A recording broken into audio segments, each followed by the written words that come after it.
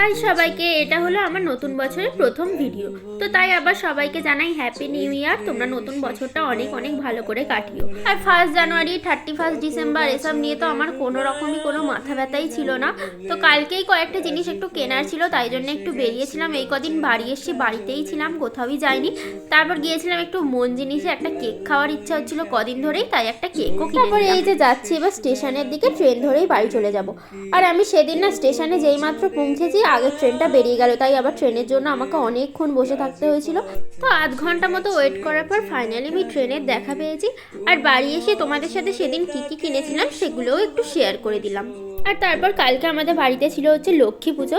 তো বাড়িতে আসার পর মা একটা প্রসাদ দিল, তো প্রসাদটাই একটু খাচ্ছিলাম রোদে দাঁড়িয়ে দাঁড়িয়ে। তো তারপরে আবার দেখো ওই যে কেকটা কিনে এনেছিলাম না, ওটাও আমি খেয়ে নিয়েছি, কারণ আমার আর তর্স হয়নি খাওয়ার জন্য। তারপর নতুন একটা নেল পলিশ কিনেছি, পরে একটু দেখছিলাম কেমন কি লাগে। তো চলো আজকের ভিডিওটা এইটুকুই, ভালো লাগলে একটা লাইক করে দিও।